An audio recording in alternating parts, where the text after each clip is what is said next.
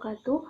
Perkenalkan, nama saya Poppy Nurholidah. Saya dari kelas 1B, Prodi Pendidikan Bahasa dan Sastra Indonesia, Fakultas Keguruan dan Ilmu Pendidikan, Universitas Islam Riau.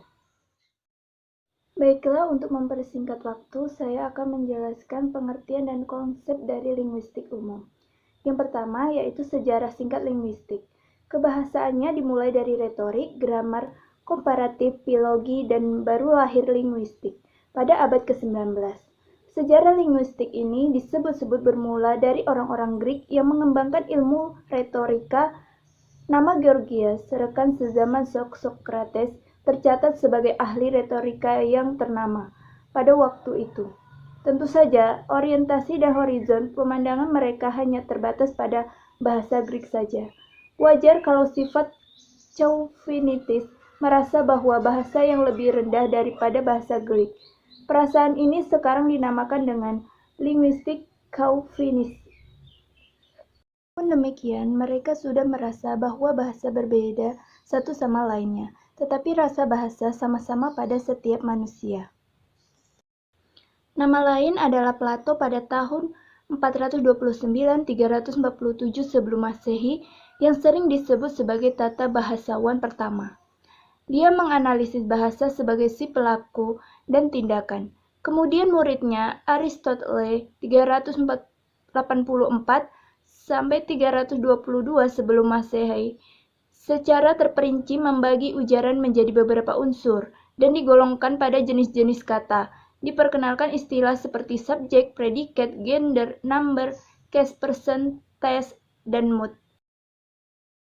Ini secara populer sering menyatakan bahwa linguistik adalah ilmu tentang bahasa atau ilmu yang menjadikan bahasa sebagai objek kajiannya, atau lebih tepat lagi seperti yang dikaitkan Martinet dalam CHAIR 2012.21, linguistik adalah telaah ilmiah mengenai bahasa manusia.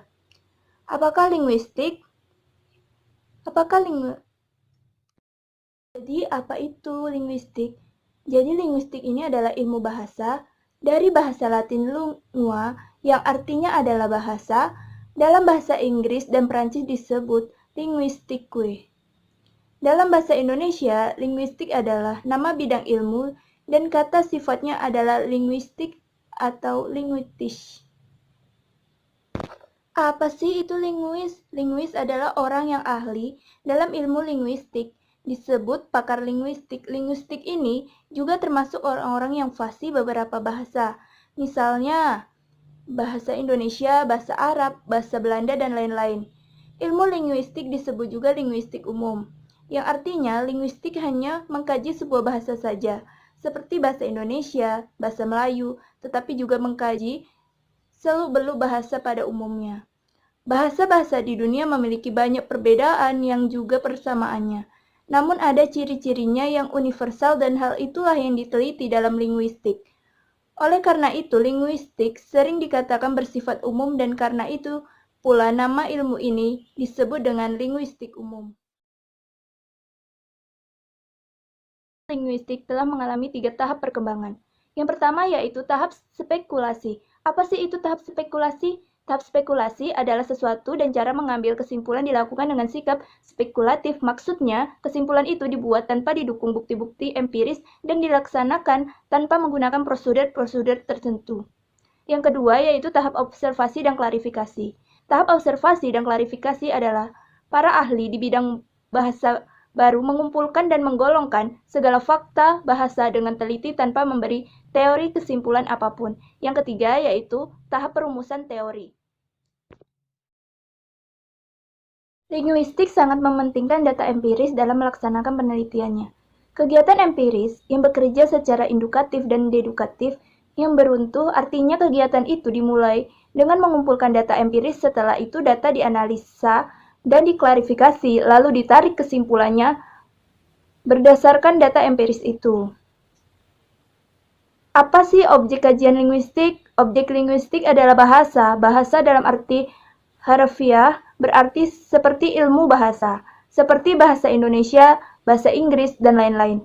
Maka dari itu, bahasa menjadi objek ilmu linguistik itu sendiri. Kalau begitu, apa yang menjadi kekhususan ilmu linguistik?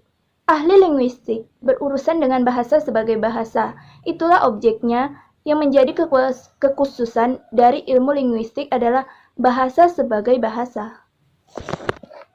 Linguistik ini memiliki linguistik umum dan linguistik khusus. Apa sih bedanya? Jadi linguistik umum adalah linguistik yang berusaha mengkaji kaidah-kaidah secara umum. Maksudnya, linguistik umum ini mempelajari ilmu kebahasaan secara umum, tanpa fokus pada satu bahasa saja.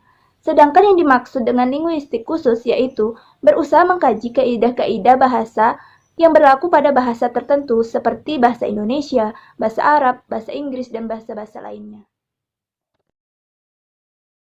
Berdasarkan objek kajiannya, apakah bahasa pada masa tertentu atau bahasa pada sepanjang masa dapat dibedakan menjadi linguistik sinkronik dan linguistik diakronik. Apa yang dimaksud dengan linguistik sinkronik dan linguistik diakronik? Linguistik sinkronik adalah ilmu linguistik yang mempelajari atau mengkaji struktur suatu bahasa dalam kurun waktu tertentu dan kajiannya lebih difokuskan kepada struktur bahasanya, bukan perkembangannya. Tujuan linguistik sinkronik untuk mengetahui bentuk atau struktur bahasa pada masa tertentu. Contohnya, mengkaji bahasa Melayu pada masa penjajah. Sedangkan linguistik diakronik adalah linguistik yang menyelidiki bahasa dari masa ke masa.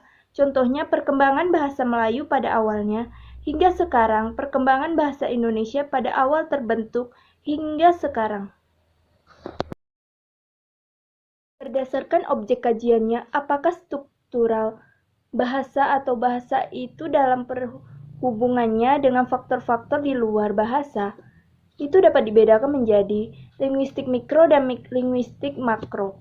Apa sih yang dimaksud dengan linguistik mikro dan linguistik makro? Linguistik mikro adalah linguistik yang mengarah kajiannya pada struktur internal bahasa.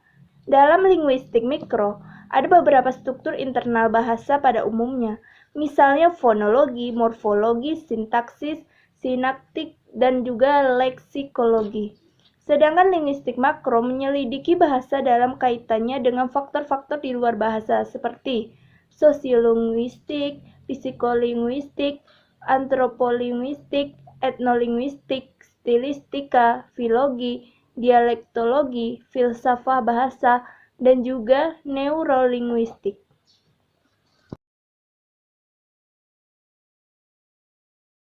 Teoretis dan linguistik terapan.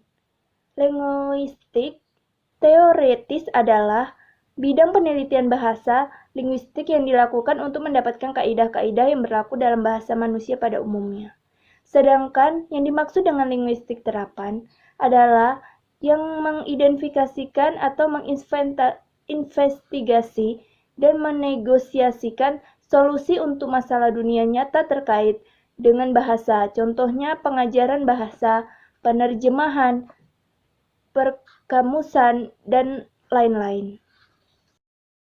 Berdasarkan aliran atau teori yang digunakan dalam penyelidikan bahasa, ini dikenal adanya linguistik tradisional, linguistik struktural, linguistik transformasional, linguistik generatif, sematik, linguistik relasional, dan linguistik sistemik. Baiklah, itu tadilah penjelasan singkat dari saya. Apabila ada kesalahan yang disengaja maupun tidak disengaja, saya mohon maaf. Wassalamualaikum warahmatullahi wabarakatuh.